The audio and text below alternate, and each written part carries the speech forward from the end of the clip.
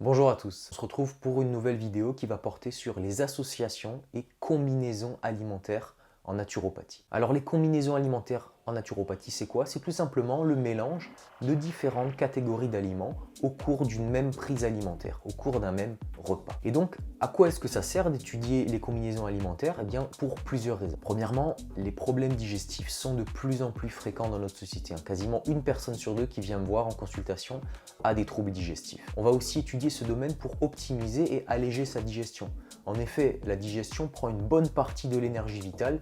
On peut notamment le remarquer quand on fait un gros repas, généralement on a envie de s'affaler sur le canapé. Mais la principale raison pour laquelle on s'intéresse aux combinaisons alimentaires, ça va être pour mieux assimiler ces nutriments. Je vous rappelle que ce n'est pas parce que vous mettez quelque chose dans votre bouche que vous allez pouvoir utiliser tous les nutriments de cet aliment. Entre ce qu'on ingère et ce qui entre réellement, ce qui est réellement utilisé par nos cellules, il se passe tout un tas de choses. Donc l'étude des combinaisons alimentaires nous permet d'assimiler au mieux les nutriments que nous ingérons. En étudiant les combinaisons alimentaires, on va se rendre compte qu'il y a des aliments, des catégories d'aliments qui fonctionnent bien ensemble et d'autres catégories d'aliments ne sont absolument pas compatibles. Leurs digestions vont se gêner l'une l'autre. Alors pour comprendre les combinaisons alimentaires et quels aliments sont compatibles, il faut d'abord comprendre le processus de digestion. Quand vous ingérez des nutriments, c'est-à-dire des protéines, des glucides et des lipides, le corps va sécréter des enzymes spécifiques à ces macronutriments. Il va donc sécréter des enzymes pour digérer les protéines,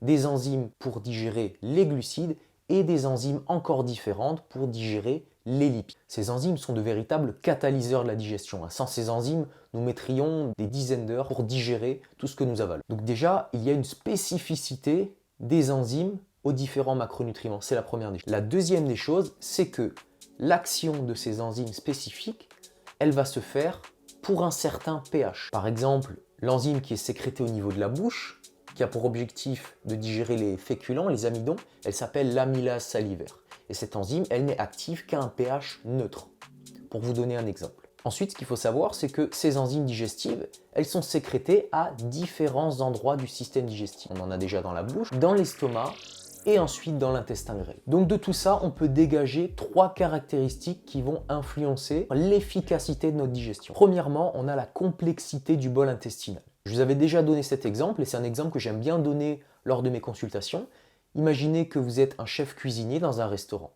Si vous avez 10 clients qui arrivent et que les 10 clients commandent un steak frites, eh bien pour vous, le programme de cuisine dans votre cuisine va être très facile à élaborer. Vous faites vos steaks, faites vos frites, terminé. Maintenant, si parmi les 10 clients, le premier il veut une pizza, le deuxième il veut un steak frites, le troisième il prend du homard, le quatrième du saumon, j'ai dit n'importe quoi, eh bien votre programme de cuisine il va être beaucoup plus compliqué. Vous aurez beaucoup plus de choses à faire. Eh bien, pour la digestion du bol intestinal, c'est exactement la même chose. Au plus les aliments ou l'aliment que vous apportez est simple au niveau de ses macronutriments, au plus la digestion sera facile. Au plus vous mélangez d'aliments, au plus la digestion est difficile. C'est notamment pour ça qu'en naturopathie, lors de cures de désintoxication ou d'allègement de la digestion, on utilise souvent la monodiète. Et oui, la monodiète, c'est quoi? C'est avaler un seul et même aliment. Souvent, c'est un fruit. Ça permet d'alléger grandement la digestion. La deuxième caractéristique, ça va être la vitesse de digestion. Et oui, comme il y a des aliments qui sont plus faciles à digérer que d'autres, on va prendre par exemple un fruit qui est composé majoritairement d'eau, souvent 90-95%, et un féculent qui est composé que de 20% d'eau, ce qu'on appelle un produit sec. On peut aussi comparer les sucres lents et les sucres rapides. Donc il y a des aliments qui vont se digérer beaucoup plus vite que les autres. Et enfin, la troisième caractéristique, c'est une caractéristique qui va être liée au pH. Je vous ai dit que les différentes enzymes qui étaient sécrétées pour digérer les protéines, les glucides et les lipides étaient actives à des pH différents. Donc si on mélange des aliments dont le pH de digestion est différent, on voit bien qu'il va y avoir un problème. Alors maintenant qu'on a compris quelles sont les caractéristiques qui vont influencer l'efficacité de la digestion, on peut dégager les principes des bonnes associations alimentaires. Alors typiquement, qu'est-ce qu'on ne va pas faire? Qu'est-ce qu'on ne doit pas faire en combinaison alimentaire? Eh bien premièrement, il ne faut pas mélanger des aliments dont la vitesse de digestion est sensiblement différente. Si vous mettez un aliment qui se digère par exemple en 4 heures avec un aliment qui se digère en une demi-heure, eh bien il y en a un qui risque d'être ralenti par l'autre. Bon, en pratique, je dis bien en pratique, le corps sait faire. Il ne faut pas croire que ce qu'on met dans l'estomac, ça s'empile comme ça et ça ne bouge plus. Les nutriments bougent les uns par rapport aux autres. Donc, le corps va savoir faire. Ce qu'il faut juste savoir, c'est que la digestion ne sera jamais aussi efficace que si vous avalez l'aliment qui se digère le plus vite seul. ou l'aliment qui se digère le plus lentement seul également. L'exemple typique, c'est de mélanger un fruit avec un féculent. Un sucre rapide, un fruit, je vous rappelle que c'est digéré assez rapidement, 20-30 minutes, maximum 1 heure, et un féculent, ça reste plusieurs heures dans l'estomac. Ce qui est sûr, c'est que ça va gêner, ça va réduire l'efficacité de la digestion, ça me paraît évident. Le deuxième principe des associations alimentaires, c'est de ne pas mélanger des aliments dont le pH de digestion est sensiblement différent. Si vous mélangez des féculents, qui est de l'amidon, dont le pH de digestion est alcalin neutre on va dire, avec des protéines dont le pH de digestion est acide, les protéines nécessitent un pH acide pour être digérées, et bien vous voyez bien qu'il va y avoir un problème. Au lieu d'être neutre et au lieu d'être acide, eh bien on va avoir un pH à peu près intermédiaire, donc on va digérer nos deux catégories d'aliments en même temps, mais on va les digérer avec moins d'efficacité que si on la consommait seule. Un autre exemple typique, c'est de mélanger un aliment acide, un fruit par exemple comme le citron, avec un féculent, du pain par exemple. L'acidité du fruit dans la bouche va empêcher l'amylase salivaire de faire son travail en pH neutre. Alors vous trouverez des tableaux de combinaisons alimentaires sur internet, il y en a beaucoup, qui résument ce principe, mais qui sont basés sur ces deux principes que je viens de vous énoncer, c'est-à-dire la compatibilité de vitesse de digestion et la compatibilité de digestion au niveau du pH. Je vous rappelle que les combinaisons alimentaires, c'est un modèle, c'est la théorie. Maintenant, en pratique, en réalité, qu'est-ce qui se passe? Je vais vous donner ma vision des choses. Ce qu'il est courant d'entendre dire, c'est que quand vous mélangez un fruit, donc un sucre rapide, avec un sucre lent ou des protéines, ça va ralentir la digestion. Ce que vous allez entendre partout, c'est que le fruit stagne dans l'estomac et fermente. La fermentation est un processus qui nécessite une population microbienne bactérienne. Or, dans l'estomac, jusqu'à preuve du contraire, nous n'avons pas ou que très peu de bactéries. Les bactéries, elles se trouvent surtout dans le côlon puisqu'elles participent à cet endroit-là à la formation de l'acide. Donc pas de bactéries, pas de fermentation et surtout pas de putréfaction dans l'estomac. Ça, c'est la première des choses. La deuxième des choses, c'est que quand on lit un petit peu ces tableaux de combinaisons alimentaires, on a l'impression que dès qu'on mélange des choses qui en théorie ne devraient pas se mélanger, eh bien que le corps, il va avoir des problèmes et qu'il ne saura pas faire. C'est loin de la réalité. En réalité, le corps s'adapte, il sait faire, et vous avez pu le constater, depuis qu'on est tout petit, on a tous mangé des grosses cochonneries, de la merde quand on était gosse, et puis on n'en est pas mort. On a réussi à peu près tous à toujours tout digérer.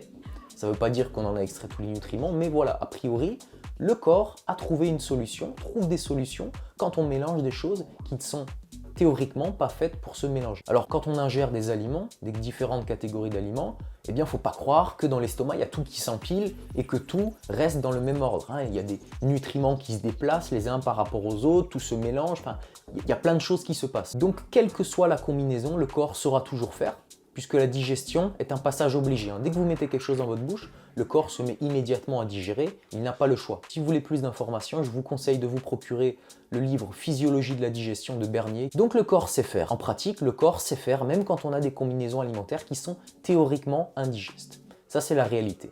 Maintenant, la question qu'on se pose quand même, c'est mais à quel prix? À quel prix tout cela se passe-t-il? Parce que c'est là où c'est intéressant d'avoir le savoir. Parce que si vous n'avez pas de problème de digestion, que tout va nickel, que vous pouvez manger des frites, des glaces, de la viande, des fruits et qu'il ne se passe rien pour vous, mais tant mieux, nickel. Si votre ventre est gonflé après chaque repas, si vous avez des brûlures, des remontées acides, eh bien là, le savoir des combinaisons alimentaires peut être très intéressant à appliquer. Parce que les combinaisons alimentaires vont nous aider à alléger notre digestion, à économiser de l'énergie et donc à récupérer de la vitalité. Donc il faut bien comprendre que les combinaisons alimentaires ne sont pas une fin en soi. Il y a beaucoup de gens en naturopathie qui pensent qu'il faut respecter tous les jours les combinaisons alimentaires et ça part vers des choses dangereuses, notamment vers le régime dissocié. Les combinaisons alimentaires sont un outil qui a ses avantages et ses inconvénients. Si vous voulez alléger votre digestion au maximum, eh bien la solution théorique, c'est de manger qu'un seul type d'aliment, de faire que des monodiètes. On mange le même aliment tout le temps, c'est hyper facile à digérer, ça c'est l'avantage, mais l'inconvénient c'est quoi? C'est que vous n'allez pas pouvoir combler tous vos besoins en nutriments. C'est hyper difficile de combler ses besoins en vitamines, en minéraux et en macronutriments en mangeant le même aliment, c'est évident. Si on veut optimiser au maximum sa digestion, on ne fait plus que des monodiètes. Mais vous voyez le problème apparaître. À moyen terme, à long terme, la monodiète, ça va vous apporter des carences puisqu'on ne peut pas apporter tous les nutriments dont on a besoin avec un seul type d'aliment ou avec un seul aliment. Donc si vous voulez, les combinaisons alimentaires, c'est une balance. Il faut vraiment le voir comme une balance où d'un côté, on va avoir la complexité du bol intestinal, on va prendre différentes catégories d'aliments qui vont être difficiles à digérer, mais de l'autre côté, on va avoir la richesse et la diversité en nutriments. Au plus le bol intestinal est complexe, au plus il y a différentes catégories d'aliments, au plus il y a des chances qu'on ait une diversité de nutriments pour combler nos besoins. Donc au final, c'est à vous de voir. Si vous avez des problèmes digestifs, eh bien, vous pouvez appliquer les combinaisons alimentaires de façon temporaire pour régler vos problèmes. Selon la gravité de la situation, il va falloir aller loin dans l'application de ces combinaisons alimentaires.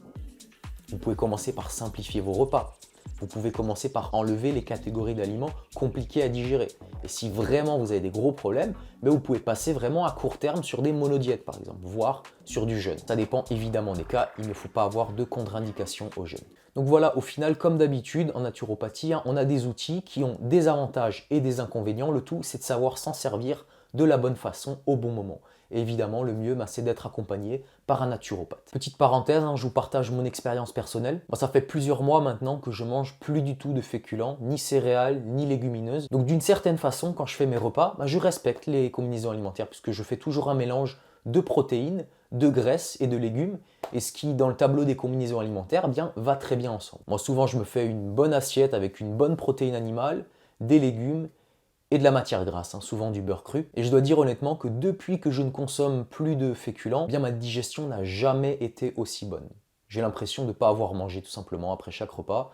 Là où avant, j'avais besoin peut-être de me poser un petit peu un quart d'heure sur le canapé, là, j'ai plus besoin du tout. Le ventre gonflé, les ballonnements, je sais plus ce que c'est. Plus de sieste, plus de besoin de se reposer après le repas. Ça ne veut pas dire que je saute au plafond tout le temps, mais voilà, ça va beaucoup mieux. Et deuxième chose, si vous voulez que votre balance complexité de digestion du bol alimentaire et richesse des nutriments soit optimisée, je vous conseille de choisir des aliments hyper riches en nutriments et faciles à digérer. Si vous suivez mes vidéos, vous savez de quel type d'aliments je vais vous parler. Il s'agit évidemment des produits animaux et en particulier de la viande rouge et des fruits de mer, des petits poissons gras et des œufs. Ce sont des aliments hyper digestes. Ne me croyez pas, faites le test. Faites-vous une assiette, 300 g d'entrecôte, sans rien. Vous mangez, vous regardez ce qui se passe.